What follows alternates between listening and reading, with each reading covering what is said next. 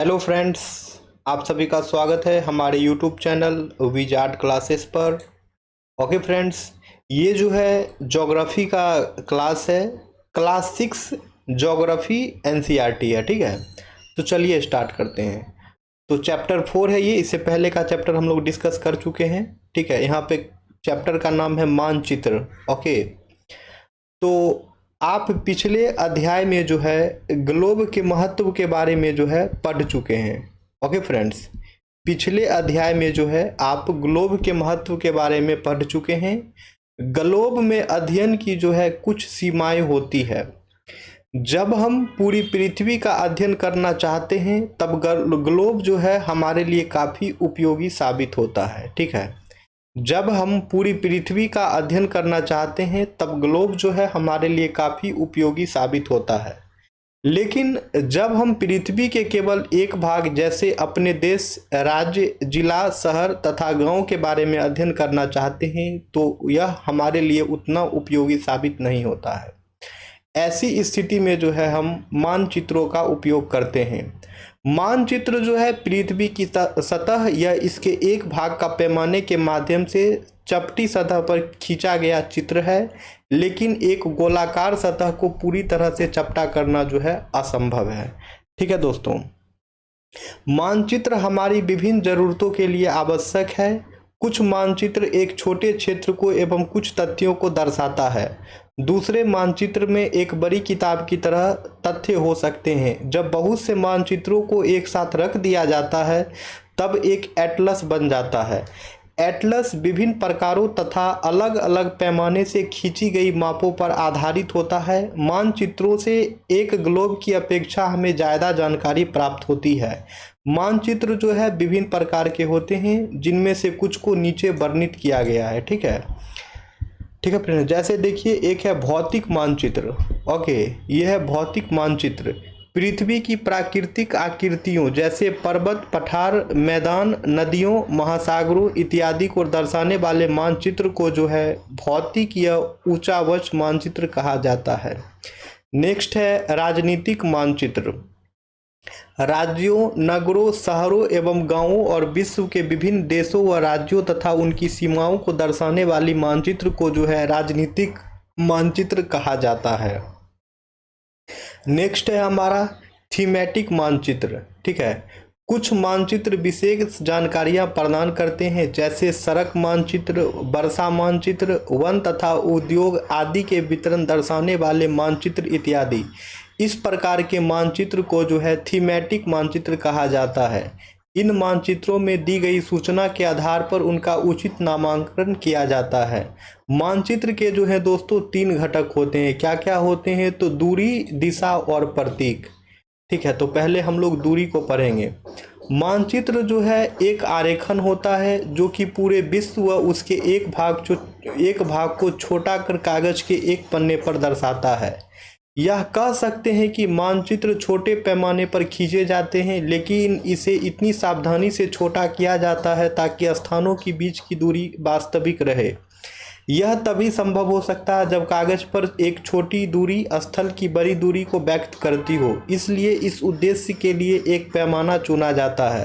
पैमाना स्थल पर जो है वास्तविक दूरी तथा मानचित्र पर दिखाई गई दूरी के बीच का एक अनुपात होता है।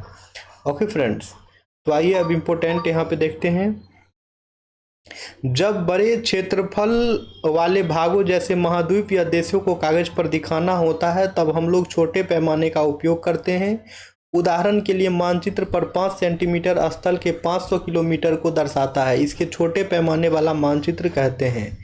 जब एक छोटे क्षेत्रफल वाले भाग जैसे आपके गांव या शहर को कागज पर दिखाना होता है तब हम बड़े पैमानों का उपयोग करते हैं।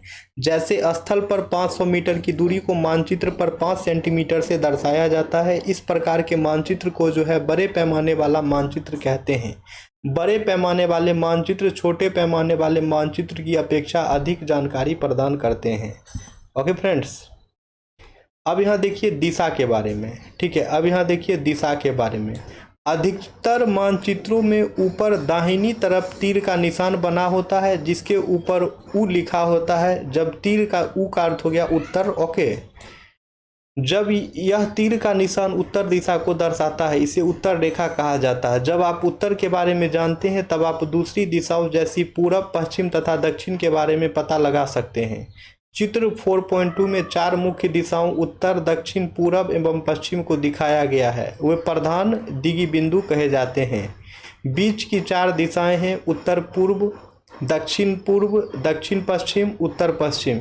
इन बीच वाली दिशाओं की मदद से किसी भी स्थान की सही स्थिति का पता लगाया जा सकता है। ठीक है दोस्तों, अब है हम दिक् सूचक की सहायता से किसी स्थान की दिशा का पता लगा सकते हैं। दिक् सूचक जो है दोस्तों यह एक यंत्र है जिसकी सहायता से मुख्य दिशाओं का पता लगाया जाता है। इसकी चुंबकीय सुई की दिशा हमेशा उत्तर दक्षिण दिशा में होती है। ठीक है दोस्तों, फिर आइए आगे देखते हैं। अब है प्रतीक।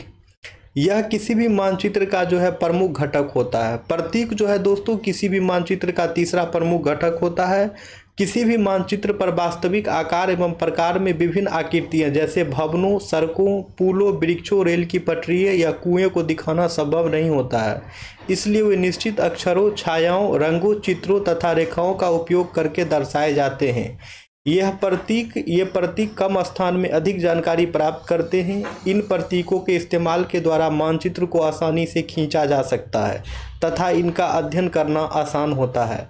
अगर आप एक क्षेत्र की भाषा को नहीं जानते हैं तब आप किसी से दिशाओं के बारे में नहीं पूछ सकते, तब आप इन चिन्हों का इस्तेमाल करते हैं। ठीक है, ये सब जो है ये सिंबल है, इसका इस्तेमाल मैप में किया जाता है। ओके फ्रेंड्स, अब है आगे देखते हैं। हाँ, जो इम्पोर्टेंट है उसी को देखते हैं। अब रेखा चित्र को देखिए। रेखा चित्र जो है एक आरेखन है जो पैमाने पर आधारित न होकर याददाश्त और स्थानीय प्रक्षेपण पर आधारित होता है।